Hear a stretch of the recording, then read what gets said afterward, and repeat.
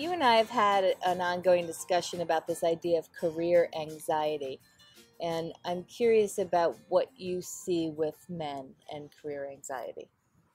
Well, I can only speak from personal experience, my own experience, and then with from that I've gleaned from close friends of mine.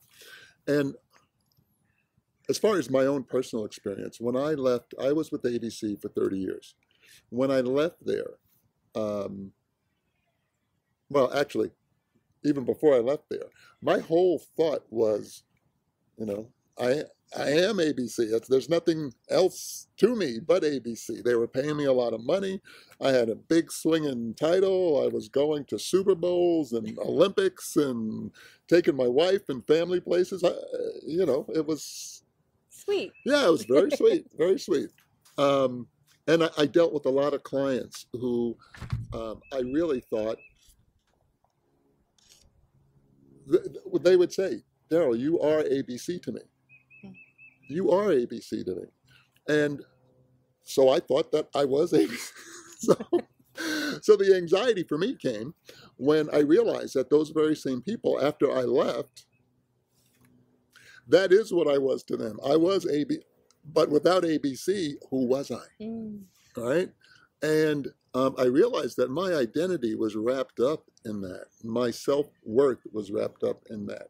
And I had to find something quick so that my own self-worth wouldn't suffer and I'd be left with nothing. I mean, in any relationship, you want to think that you're bringing 100% of you. So my relationship with my kids, my relationship with my wife, all of a sudden, I'm anxious because I'm like, who am I? What am I bringing to the table, right? And if I'm not that, then what? So that's my own personal experience. And now that I've found with friends of mine, I have so much gratitude for the personal development programs that I've been through, so that number one, I could talk it through with my wife. I could talk it through with an advisor, and other friends of mine. So I had history in that, but friends of mine had no history of personal development.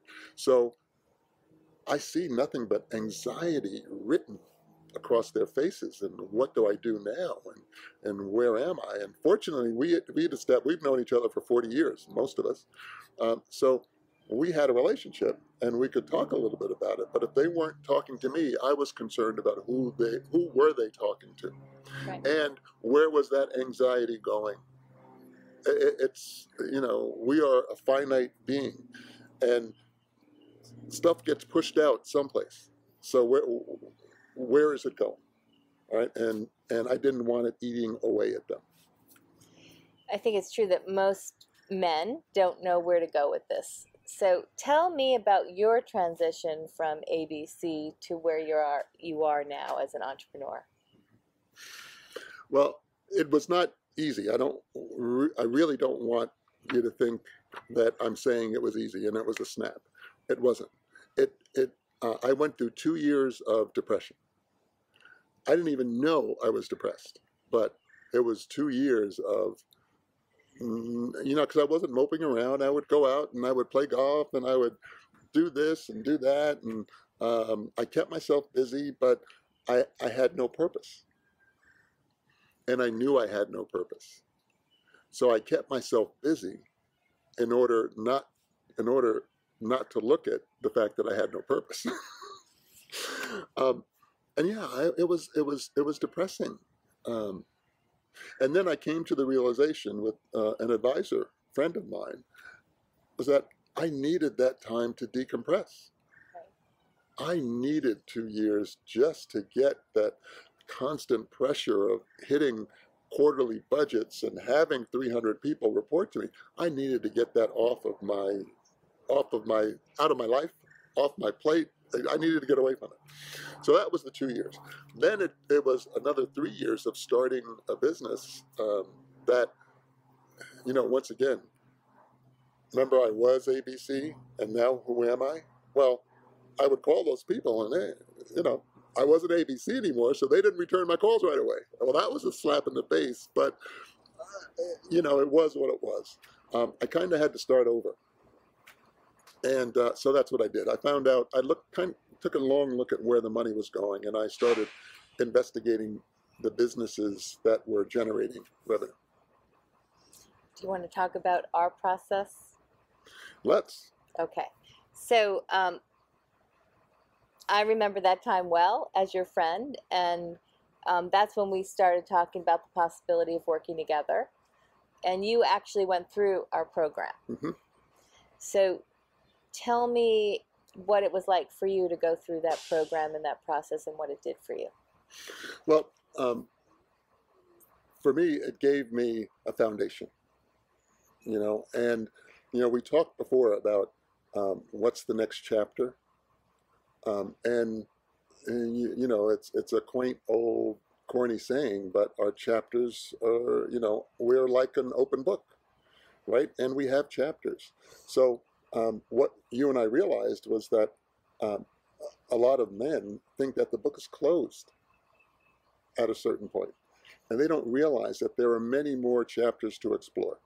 And what the program offered me was a foundation. That was a jumping off point.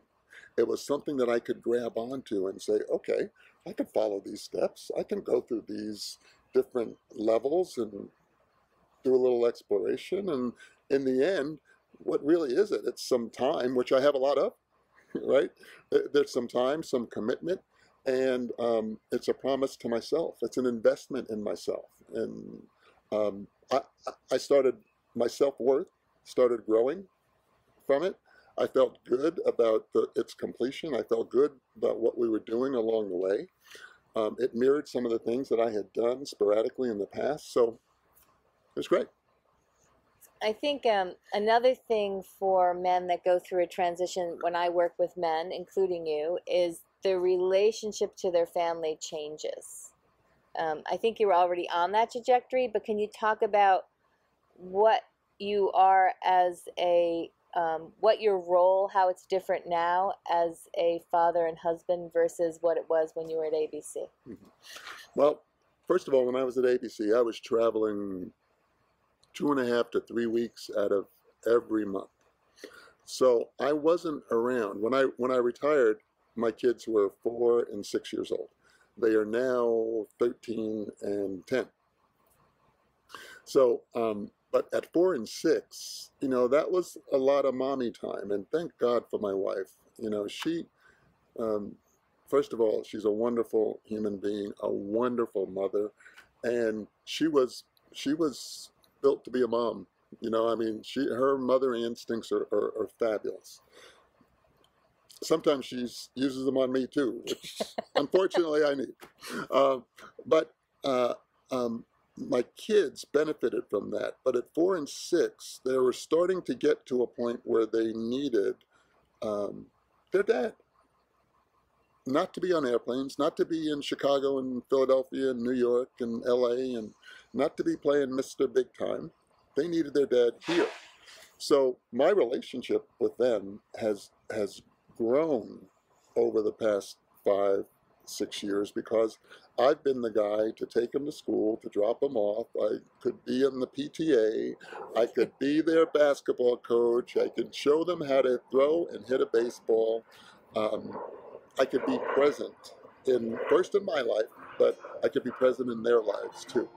And for me personally, as an African-American male, African-American boys need that kind of modeling behavior desperately. So if I hadn't have done it, that would have been a life failure. Fantastic.